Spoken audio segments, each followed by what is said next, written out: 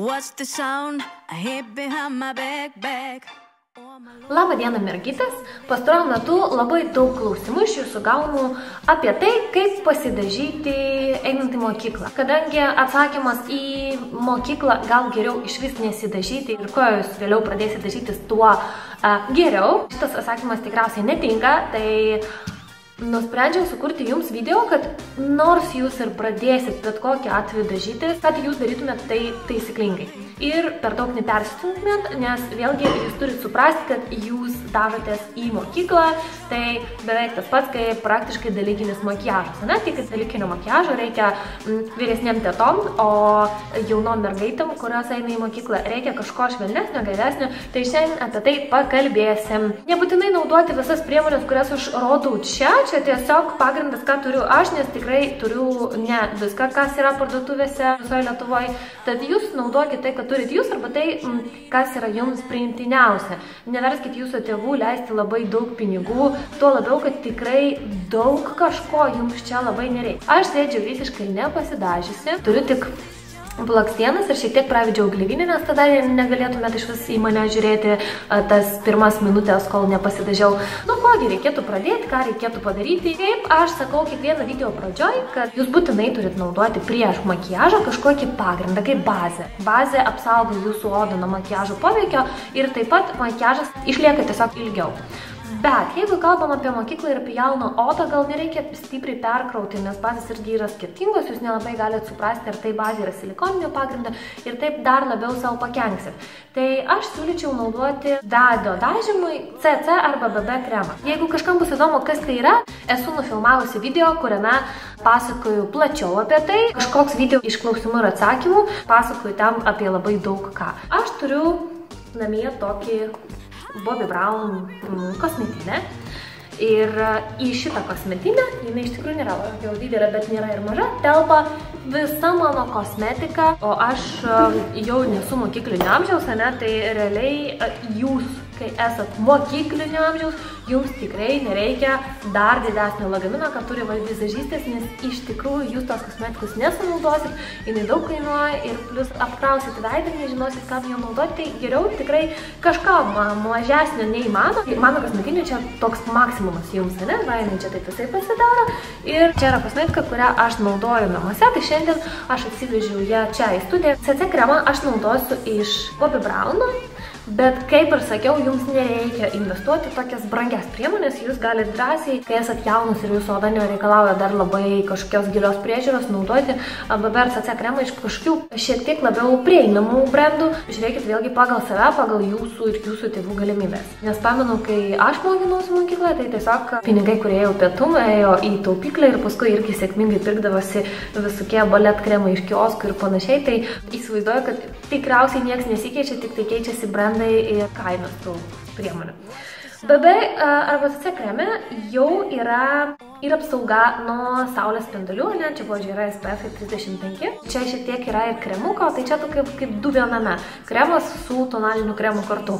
Šiaip dažnai aš skeptiškai kalbu apie šitą priemonę ir tikrai nepaturiu naudoti jos profesionaliai arba jau tikrai daugiau problemų turinčiai moteriai, bet mokykloje, aš sakyčiau, čia yra priemonė tokia numeris 1 geriausia, ką jūs galite savo odai pasiūlyti.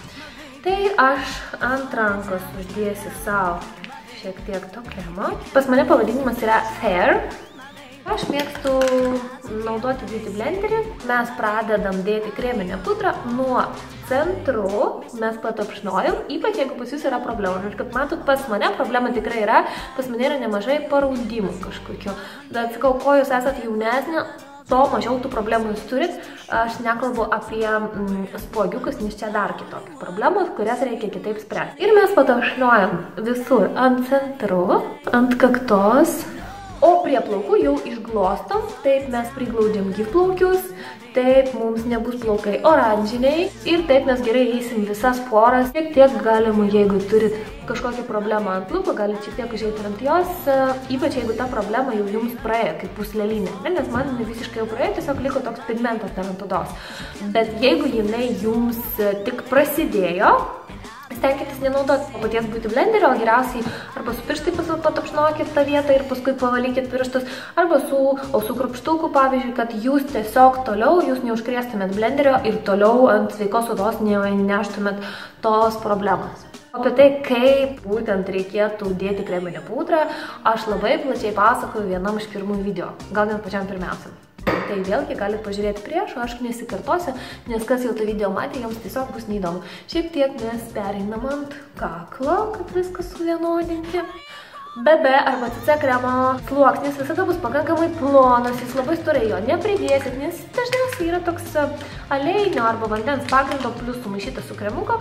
Jeigu neturit kažkokios didelės problemos su paakiais, jūs galite tų paakių net ir nedažyti, nes vėlgi ta zona yra judri, jinai turi daug raukšlyčių, nesvarbu kiek jums metų, vis tiek tos raukšlytės bus.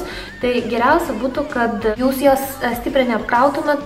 Jaunam amžiui paakiai nėra kažkokie probleminiai. Jeigu jūs turit problemą, tai vėlgi atsukam video į ankstesnį, kur pasakoju būtent apie paakių maskavimą ir surandam savo tinkančią priemonę. Aš turiu kažkokią paprasčiausią priemonę, net neatsimenu iš kur aš ją turiu, nes net firmos pavadinimo nebeturiu. Aplikatorių aš galiu naudoti taip, nes aš naudoju šitą priemonę tik savo, čia nėra mano darbo priemonė.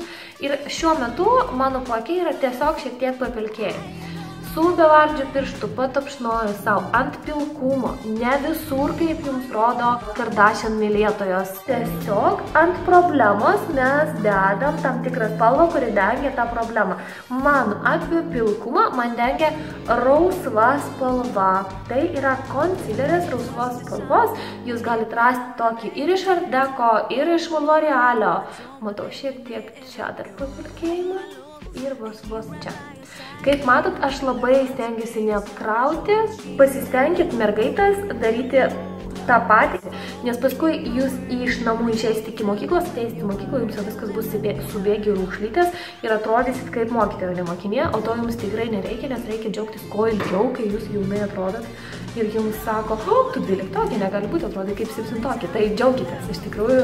Jeigu jūs turit kažkokių spuogiukų, tai aišku, spuogai dažniausiai būna raudoni, jeigu jie labai iššoki ir labai matosi ir kreminė pudra jų neuždaro, tai jūs drąsiai galite panaudoti spuogams kažkokią žalios spalvos priemonę, kažkokį irgi concealerį panašų, tik žalios spalvos. Žalia spalva dengia raudoną. Jaunai mergaitei ko reikėtų vengti? Reikėtų vengti labai stipraus veido modeliavimo, nes taip savęs sendinam, apsunkinam veidą ir ypač einant į mokyklą, jums nereikia, kad mokytoja atrodytų mažiau pasidažius nei jūs, nes tikrai ir mokytoja kreipsi tai dėmesį, ir klasiokai kreipsi tai dėmesį. Jūs turite atrodyti taip, lyg čia natūraliai yra tokia jūsų oda, be kažkokių tai paraudimų, lyg čia natūraliai yra tokie jūsų paakiai, toks skaistus veidas, skaistaliukai kažkiek dar natūraliau nei tiesiog paprastam dieniniam makiaže, nes jūs turite išsaugoti savo jaunystę ir nereikia būtent per makiažą išsiskirti iš minios. Mokykloje išsiskirti geriausia savo protų ir sugebėjimais. Bet kažkiek pagražinti save, jeigu jums to jau labai reikia ir klasiokės daro, jūs irgi norit, drąsiai galite. O jeigu jūs norite panaudoti kažkiek skaistalų, tai naudokit riebius skaistalus. Kaip pavyzdžiui, čia yra iš Douglas, tokios rausvos, šiek tiek persikinę einančią spalvą. Apie skruostikulius irgi yra atskiras video, kur jūs galite pažiūrėti ir suprasti, kurgi ten dėti ten skaistalus taip toliau. Bet aš dar kartą pakartosiu, tai kai mes nusišypsom, mes turim čia obaliukas. Nuo pusės šito obaliuko mes drąsiai galim dėti savo tą spalvytę. Kadangi šitą aš irgi naudoju tik savo, tai aš galiu drąsiai dėti iš čia.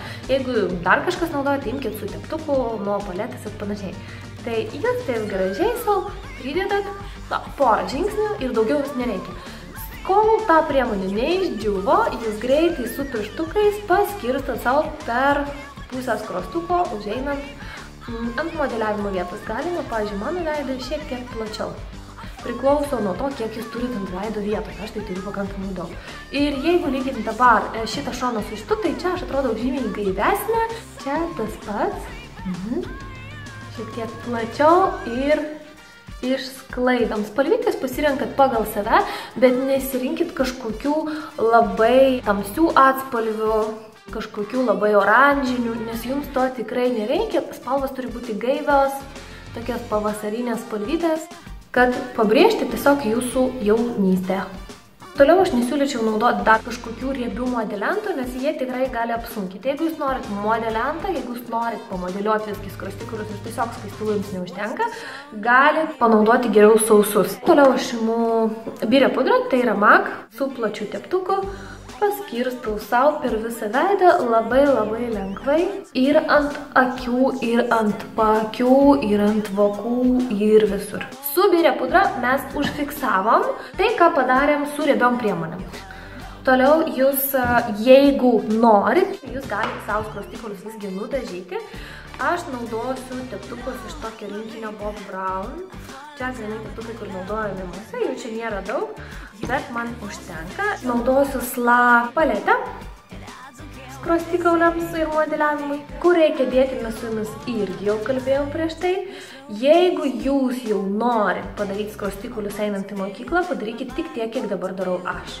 Labai mažai, šiek tiek dainant iki to rausumo, kurį jau padarėm, ir daugiau jums tikrai nereikia. Nedarykit iš savęs klounų, nepamirškit, kad į mokyklą jūs einat ne į vakarėlį. Nes jeigu jūs eitumėte į vakarėlį mokyklos, tai kalbėtumėm tada apie visiškai kitką. Kažkokias kitas vietas jums modeliuoti tikrai nereikia. Jūs esat jaunas, likit natūraliom. Nereikia koreguoti savo ovalą ir taip toliau. Visą tai darysit, kai įstosit į universitetą. Toliau mes kažką norėtumėm tikriausiai padaryti su antakiukais. Ir jūs galite daryti pagal savo antakius, jūs galite daryti su šešėliais, jūs galite daryti su kažkokiais geliais. Jeigu jums nesinori kažkokių grafiškų labai antakių, jūs galite naudoti tik vieną priemonę. Pas mane ji yra iš Maybelline Brow Drama Dark Blonde. Galite padaryti savo natūralius antakius, tiesiog šukuojam į viršų. Tai yra toks antakių gelis, pabrėžiam tą jūsų antakių plaukotumą, jeigu plaukų turi daug, o šiaip dažniausiai jaunos mergaitės tikrai turi daugiau. Galit liesti drąsiai odą, tai irgi užpildys šiek tiek antakį. Maksimaliai plaukiukų jūs šukuojat į viršų. Antakiai pas jūs turi likti kuo storesni, kad atrodytų natūraliais, nes būtent dabar, kai esat dar jaunos, jūs galit savo tai leisti, nes kuo vyresnė moteris, to mažiau jinai gali sau leisti padaryti storus antakius. Kitas mes dažom su labai kažkokiom paprastom priemonėm. Jūs galite nuspręsti, kaip jūs norit, kad tos akys atrodytų. Ar labai natūraliai, ar tamsiau. Matau, kad nori labai mergaitės padaryti tą vakarinį makiažą, tokį grinai dramą antakių, kad būtų ryšku. Nedarykit to, nes vėlgi tai jūs sendina ir tai netinka dienai mokyklai, nes nereikia maišyti dieninį ir vakarinį makiažą. Bet jeigu labai norisi kažką uždėti čia, naudokit tam geriausiai, pavyzdžiui, kažkokius šešėlius pieštuko pagrindų arba kažkokius kreminius šešėlius, nes jie atrodys natūraliau. Kaip aš naudosiu pieštuką iš Bobbi Brown. Jis ilgai išlieka, mes drąsiai naudojam jį visiškai be jokių aplikatorių, nes tai yra tik jūsų priemonė ir naudojam per visą judrųjį voką iki dubimo. Aš su pirštu savo paskui dar gražiai sulyginu perėjimą ir šitą priemonę tuoj pat sustings. Ir taip ir liks jums ant akių. Įsivaizduokim, kad šitas makiažas pas jūs mokyklai turi būti pats tamsiausias ir ryškiausias, ką jūs iš vis savo padažot. Šita taupė spalva, jinai yra labai natūrali ir jinai tiesiog pagilina jums akis, bet atrodo, kad pas jūs tiesiog tokios šiek tiek patamsėjusios akis, patamsėję viršutiniai vokai ir akis atrodys gilesnis, šiek tiek ryškesnis. Galbūt jums tik to ir tie trūko ir nereikėjo kažko dar daugiau. Apačioj, jeigu jūs labai norit dar didinti akytes, jūs galite padaryti absoliučiai tą patį, bet daikit tik iki rainelės, neikit per visą akį, kaip nedaryti jų tokių labai apvalių, to labiau, kad nežinodama savo akių formos galit suklysti ir padaryti dar blogiau. Pavyzdžiui, jeigu akis jau yra apvalios. Aš naudosiu Hawk spalvytė iš MAC, jau apie ją kažkada pasakoju, kad jinai man tikrai pati nerealiausia, su sklaidymo teptuku iš Bob Brown rinkinuko. Aš savo uždedu ant krentančio voko. Taip, jeigu jums vokas krenta, jums bet kokią atveju reikia jį patamsinti daugiau, nei mes netamsinam, pavyzdžiui, judrųjį voką. Kažkokių blizgučių būtų gerai, kad mokykloje ant jūsų nebūtų. tai pavyzdžiui, net priekius ir po antakių geriau visgi neblizginti, nes jūs turite atrodyti natūraliai. Tik atsiranda kažkokios blizgios priemonės, jūs iškart atrodot vėlgi dirbtina barbė, blizgučius ir blizgius šešėlius palikit vakarėliui, palikit vakarui.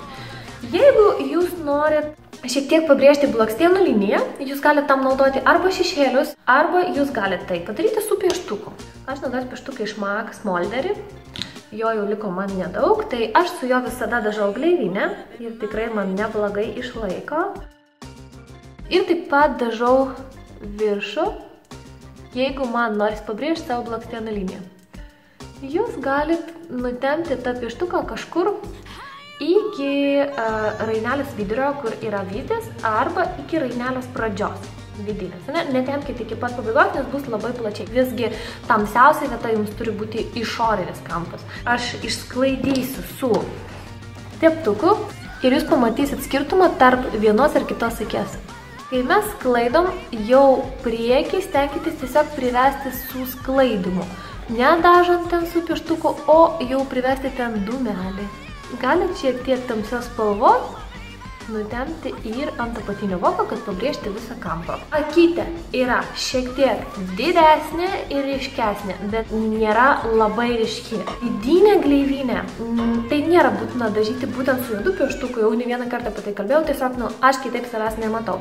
Bet jūs drąsiai galite dažyti su šviesiu pieštuku, kad padidinti akytės. Ir tai aš jums daugiau net rekomenduočiau. Tai tiesiog imam šviesų pieštuką, kūno spalvos ar šiek tiek rausvesnį ir nudažom savo vidinę gleivinę. Taip jūs atrodysit dar natūralesnė.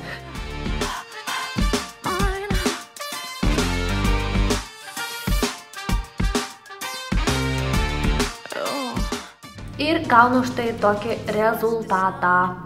Jeigu jums, pavyzdžiui, išsisklaidė per daug pieštukas, tai kodėl kreminiai šešėliai ar pieštukai yra geri kaip šešėliai, nes jūs galite drąsiai, pavyzdžiui, užeiti ant viršaus to riebaus pieštuko, vėl pasklaidyti ir viskas atrodys gražiau, o nuo tų vietų, kur jums per daug, jūs tiesiog nuimat.